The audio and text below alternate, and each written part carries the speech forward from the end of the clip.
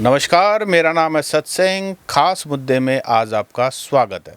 नमस्कार, मेरा नाम है ओपी वशिष्ठ। आज हम अहिरवाल की राजनीति पर बात करेंगे और अहिरवाल की राजनीति पर आज हम बातचीत करेंगे टॉवरिंग पर्सनालिटी, पूर्व मुख्यमंत्री के बेटे, गुड़गांव के एमपी राव इंद्रजीत सिंह के प्रभाव के बारे में।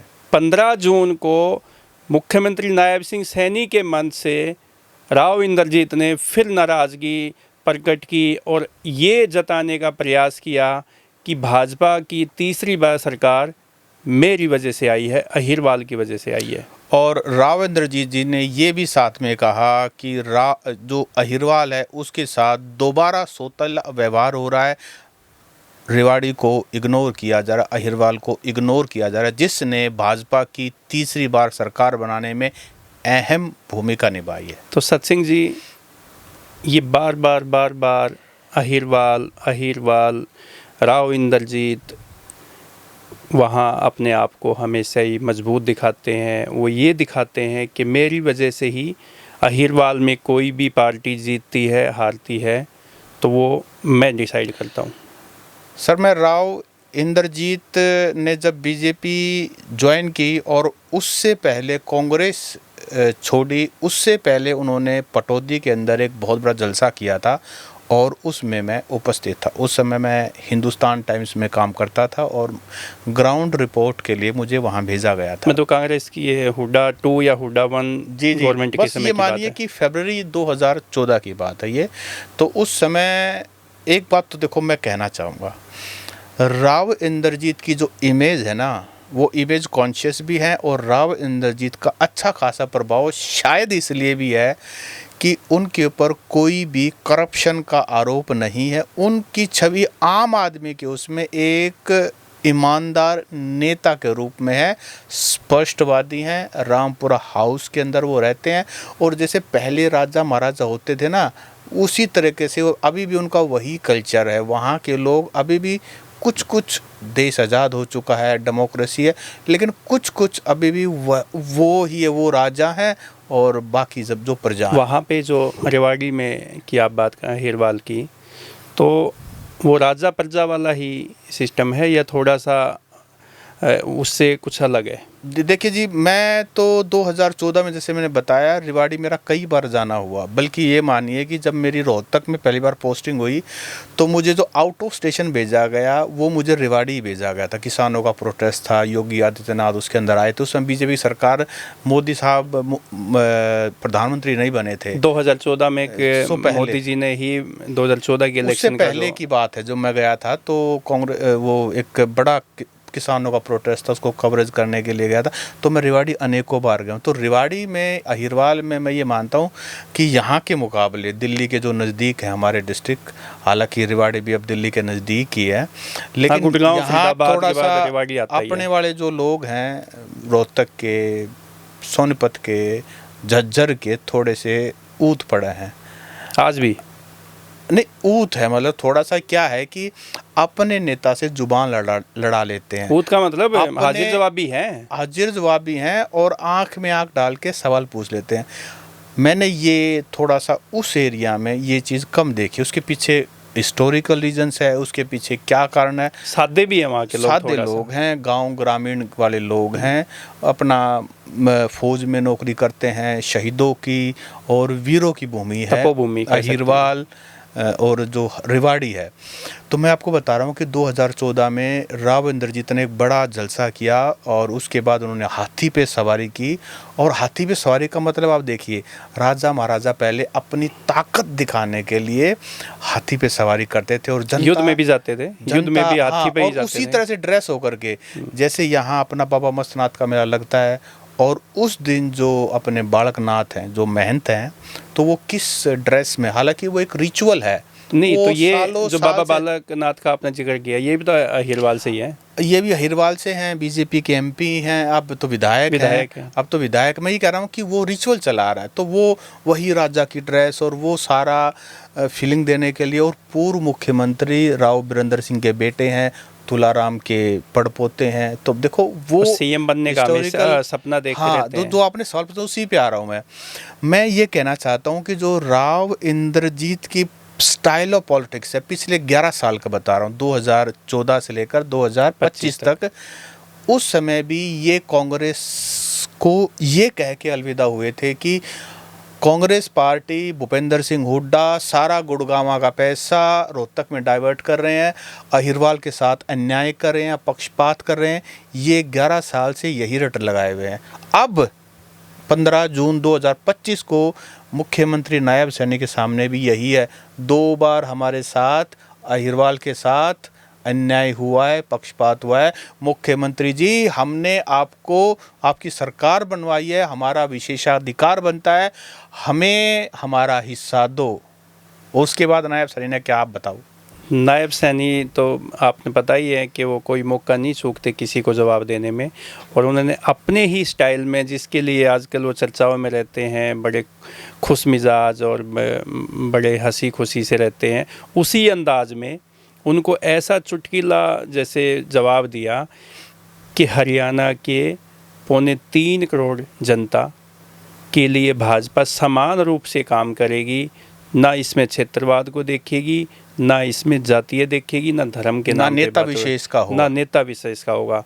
भाजपा एक हरियाणा एक हरियाणवी एक के नारे को आगे बढ़ाएगी। इसमें किसी एक जाति एक नेता के कहने से या उससे काम नहीं करेंगे।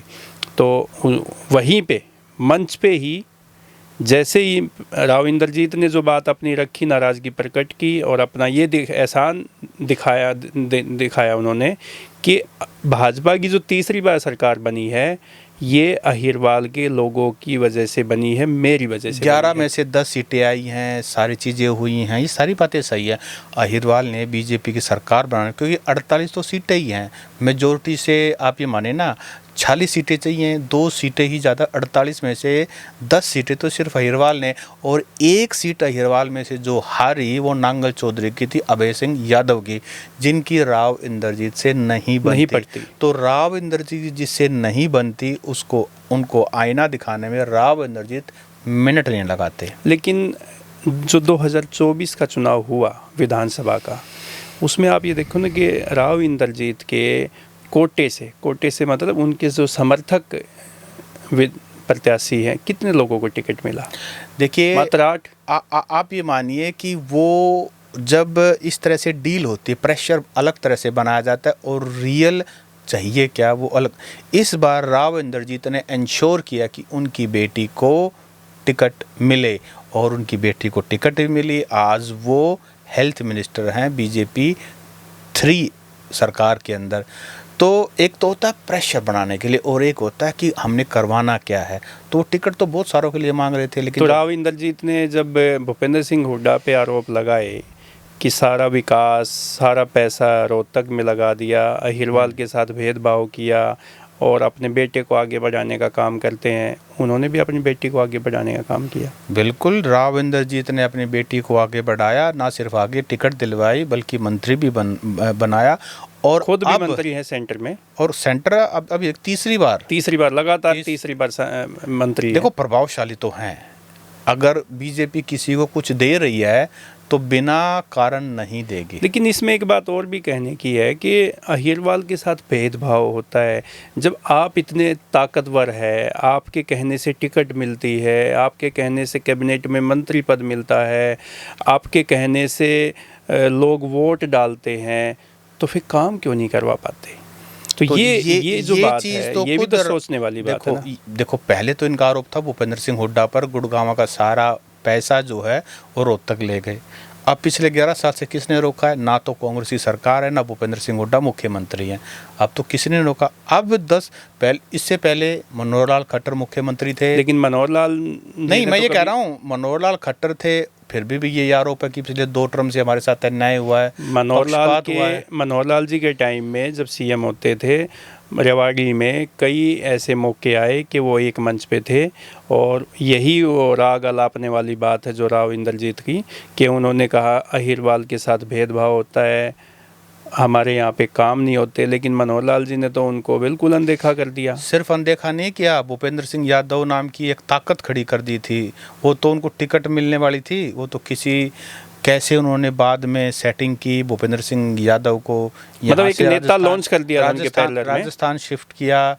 देखिए, तो खट्टर साहब तो जब इलाज करते हैं तो बढ़िया इलाज करते हैं। नहीं, कभी खट्टर भी साहब काबू नहीं आए, कभी भी मनोहर लाल खट्टर जी उनके प्रेशर में और कभी उनके नहीं आए। चेले काबू नहीं आ रहे। मुख्यमंत्री नायब सैनी और गुरु तो गुरु था, हाँ, चेला ही काबू नहीं आ तो रहा। जो 15 जून को जो एक रैली हुई है, उस रैली में आप ये देखो ना, नायब सिंह सैनी जी ने कितना जबरदस्त तरीके से मतलब उनका जवाब दिया, बड़ा ही मतलब सुलझा और एक सदा हुआ।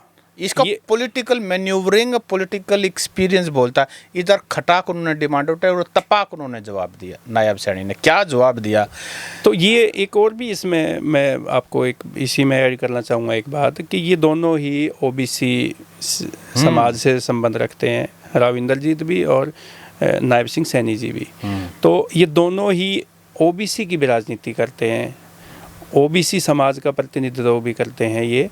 तो ये वहाँ पे अहिरवाल की ताकत दिखाने के साथ साथ राव इंद्रजीत जो है ओबीसी समाज के नेता के तौर पे भी अपने आप को वहाँ पे मजबूत दिखाते हैं। इसके अलावा जो बीजेपी की राजनीति अगर आप समझिए, तो जब 2014 में पहले कांग्रेसी सरकार पर आरोप लगते थे कि ये एक एरिया स्पेसिफिक की पार्टी है, जाटों की, जाति विशेष की पार्टी है, रोहतक सोनीपत झज्जर की पार्टी है। नहीं, जाटों का लेकिन इसमें कोई ऐसा नहीं था। ये रोहतक, पुराना रोहतक जिला जो है, हाँ, वहाँ पे ज्यादा मतलब जाट सीएम था तो इसलिए जाटों की हाँ, बस ऐसा कह देते थे। तो लेकिन मैं ये कहना चाहता हूँ कि बीजेपी की राजनीति ना क्षेत्र की राजनीति है, ना कास्ट की राजनीति करते हैं, लेकिन अपने आप को दिखाते ना हम किसी जाति की, ना नेता विशेष की।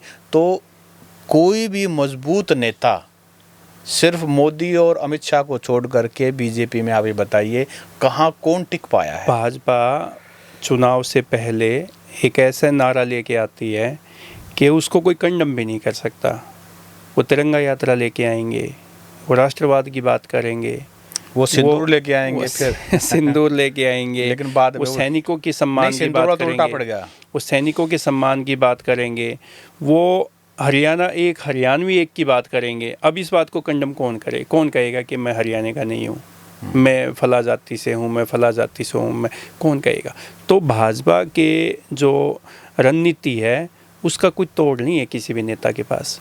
तो जो राव इंद्रजीत अभी आवाज़ उठा रहे हैं अहिरवाल की, ये आवाज़, ये मानिए कि वो कहीं ना कहीं अपने आप को ये भी शो करना चाहते हैं कि भाई अगर इस एरिया में कोई नेता है तो वो राव इंद्रजीत है, और राव इंद्रजीत ना किसी के दबाव में है और वो लोगों के साथ है। लेकिन बीजेपी इस तरह की राजनीति करने वालों को अपने आप ही ठिकाने लगा देते हैं। देखो, अभी जो इसके पीछे की कहानी भी मैं बताना चाहूँगा। जो ये अभी जो राव इंद्रजीत ने जो एक नाराज़गी प्रकट की है अहिरवाल को लेके, अभी पिछले दिनों आप एक मेडिकल कॉलेज का निर्माण होने लग रहा है, और मेडिकल कॉलेज का नाम जो है वो भाजपा ने चमन ऋषि के नाम पे रख दिया, जबकि राव इंद्रजीत और ये उनकी बेटी आरती राव जो है वो मेडिकल कॉलेज का नाम राव तुलाराम के नाम पे रखना चाहते थे जैसे जी। तो वो नाम नहीं रखा। उसको लेकर अभी डिस्प्यूट चला हुआ है। अहिरवाल के जो लोग हैं वो राव तुलाराव के नाम पे मेडिकल कॉलेज का नामकरण करना चाहते हैं। अब उधर से अब जो ब्राह्मण समाज है या अदर जो जाति के लोग हैं वो अब उसके पक्ष में आ गए कि महर्षि चमन ऋषि का जो नाम रखा गया ये सही है, हम इसको नहीं बदलने देंगे। तो ये भी है कि जो भी उन्होंने मांग रखी वो उनकी पूरी नहीं हो पाती। इसके अलावा 2-3 इशू देखो, ये जो मुद्दा उठाया, हम ये भी बात कर लें कि रेवाड़ी को, अहिरवाल को वाकई में डेवलपमेंट प्रोजेक्ट्स की ज़रूरत है। अभी एम्स रेवाड़ी बन रहा है, अब एम्स रेवाड़ी बन रहा है तो वहाँ एक अंडरपास है, वो पानी से भरा रहता है। तो वो राव इंद्रजीत की डिमांड भी सही है कि भाई आप यहाँ सिविक डेवलपमेंट की बहुत ज़रूरत है, उसके अलावा इंफ्रास्ट्रक्चर की बहुत ज़रूरत है। और उनका ये कहना है राव इंद्रजीत का कि नेक्स्ट गुड़गांव जो है वो रेवाड़ी बनेगा, लेकिन अगर इसको सही समय पे बूस्ट दिया गया, सही प्रोजेक्ट्स यहाँ के पास किए गए, यहाँ ध्यान दिया गया, तो Rewari is going to be next Gurugram. Demand तो उनकी सही है, बात में सहमत, लेकिन ये काम पूरा करवाना राव इंद्रजीत की। आपकी बात से मैं सहमत हूँ कि भाई उन्होंने जो डिमांड रखी है वो जेन्युइन है, लेकिन भाजपा की सरकार में 15 सालों से वो मंत्री बनते आ रहे हैं, केंद्र में है, उनकी बेटी अभी स्वास्थ्य मंत्री है। कांग्रेस की जब सरकार थी तब वो मंत्री थे, उनके पिताजी जो है वो मुख्यमंत्री रह लिए। तो इतने सालों की, दशकों से वो राजनीति करते आ रहे हैं और सत्ता में ही रहे हैं। अब ये देखो ना, सत्ता से बाहर नहीं रहे हो कभी भी, सत्ता में ही रह के। जब राव इंद्रजीत इतने लंबे समय से, कई दशक से वो जब सत्ता में ही है, तो वो अपने काम भी नहीं करवा सकते क्या? सर, राजनेता कोई भी हो, वो मुद्दे जिंदा रखना चाहते हैं, मुद्दों को सुलझाना नहीं चाहते। तो मुद्दे तो जिंदा हैं, ये मुद्दे, ये बेशक ये पावर में रहे हों, लेकिन ये मुद्दा डेवलपमेंट का आज भी जिंदा है। अगर ये पूरा करवा देते तो आप ये बताइए यहाँ की राजनीति किस बात पर करते। रिवाड़ी एरिया, जिसको मैंने अभी ये कहा कि ये वीरों की भूमि है, यहाँ सबसे ज़्यादा सेना में भर्ती होते हैं। जब से अग्निवीर योजना आई, अग्निपथ स्कीम आई है, आप ये मानिए बहुत हमारा जो युवा है बहुत ही दुखी है, अतोत्साहित है, और उसको कोई रास्ता नहीं दिखाई दे रहा। एक ही तो ऐसी नौकरी थी, 10वीं 12वीं पास करो, फौज में पक्की नौकरी पाओ, बाद में आपको पेंशन मिलेगी। अब ये अग्निवीर स्कीम लगा करके ख़त्म कर दिया। गांव का युवा कहाँ जाए, तो जाए कहाँ? मोदी जी ने भी 2014 के जब इलेक्शन का श्री गणेश किया तो रेवाड़ी में सैनिकों का एक एक्स सर्विसमैन ओपी जी, आप ये मानिए, आप ये बताइए, मैं उस रैली के अंदर भी था, और वो एक रैली मेरे जीवन की ऐसी रैली थी जिसमें मैं 99% बेहोश हो गया। इतनी ज़्यादा भीड़ थी, मैं मोदी जी की रैली के पास था, सांस नहीं आ रहा था और बिल्कुल आंखें बंद हो गई थी, और बहुत सारे लोग बेहोश हो चुके थे। इतना करंट था उस रैली के अंदर, इतनी एक्सपेक्टेशंस थी नरेंद्र मोदी जी से। तो वो जो रैली का जो एक मैसेज पूरे हरियाणा में, पूरे देश में गया, वन रैंक वन पेंशन, तभी तो हरियाणा में पहली बार भाजपा का कमल खिला ना, करंट 2014 में। करंट था, बिल्कुल ये सही बात है आपकी, ज़बरदस्त करंट था, लोगों को आशाएं थी। लेकिन आज 11 साल बाद जब हम उसकी बातचीत करें तो अब आप ये देखिए कि अब हो क्या रहा है। अच्छा ये बताओ, चलो जो भी बात है सही है, आप उन्होंने मांग रखी, नाराज़गी दिखाई, अपने अहिरवाल की वकालत की उन्होंने विकास के लिए, लेकिन उनकी बेटी जो है कैबिनेट में मंत्री है, 8 महीने से ज़्यादा सरकार बने हो चुके हैं, वो मंत्री बने, शपथ ले चुकी हैं।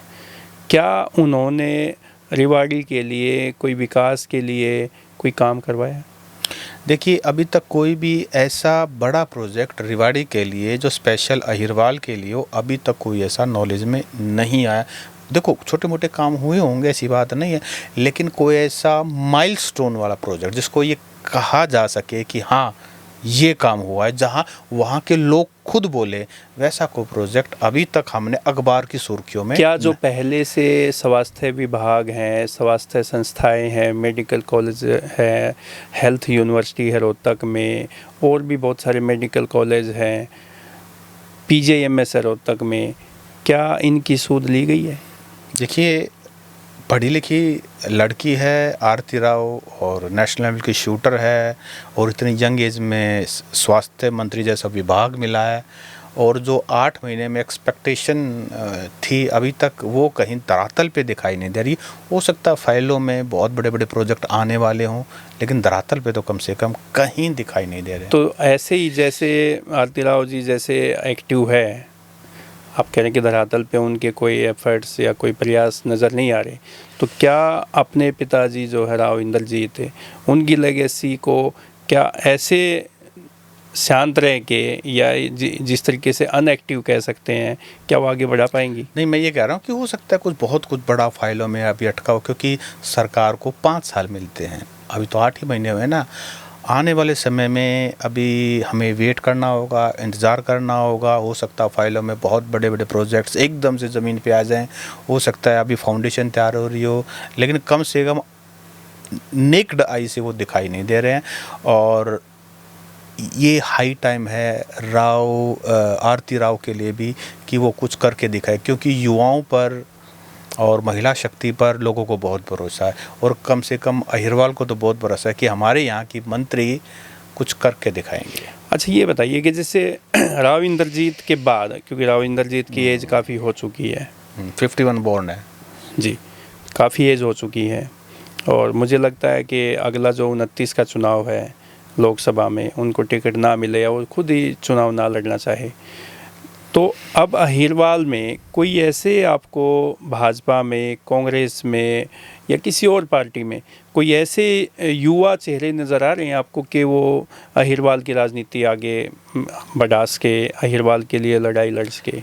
देखिए, ऑब्वियसली युवा तो एक से एक होंगे और अभी आ जाएंगे, और कोई भी एरिया हो, लेकिन जैसे चिरंजीव राव है, कैप्टन अजय यादव का जो लड़के हाँ, हैं, कैप्टन अजय यादव भी 6 बार के तो हाँ, विधायक तो रह चुके चिरंजीव हैं राव और हैं, एक्टिव हैं। अभी थोड़े से मार्जिन से शायद वो चुनाव हार गए थे, काफ़ी जोर लगाया था उन्होंने इस तरह के। मुझे लगता है कि और भी ज़रूर लोग होंगे। रावदान सिंह को बताया जा रहा है कि अभी हो सकता है कांग्रेस में प्रदेश अध्यक्ष की जिम्मेदारी मिल जाए, अगर वो बैकवर्ड बीसी क्लास वाला जो कैटेगरी वाला है, अगर वो ओबीसी वाला कोई कार्ड खेलें तो। लेकिन रावदान सिंह पे जो पिछले दिनों उनके पर जो पैसे को लेकर पैसे का जो करप्शन के जो आरोप लगे थे, उसमें काफ़ी डैमेज किया उनकी छवि को।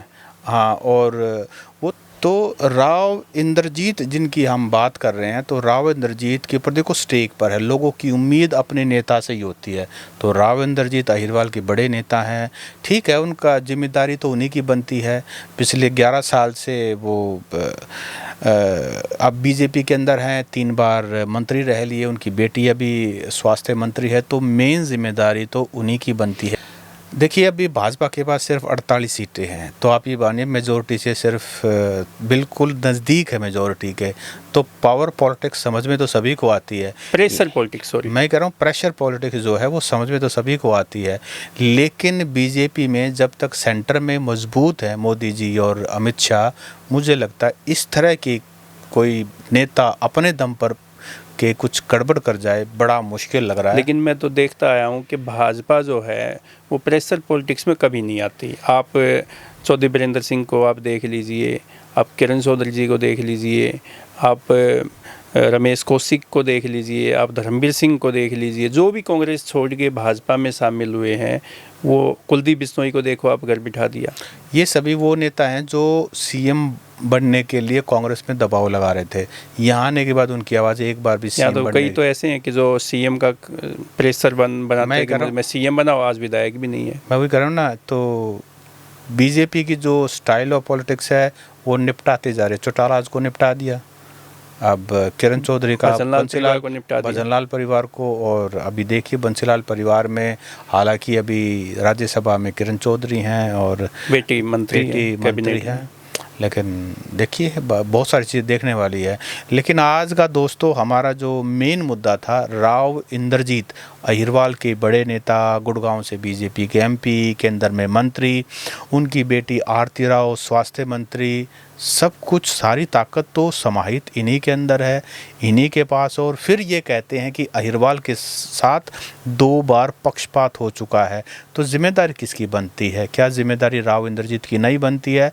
वो नायब सैनी के सामने जिस तरह से शिकायत लगा रहे थे, तो मेन जिम्मेदारी तो राव साहब आपकी ही बनती है।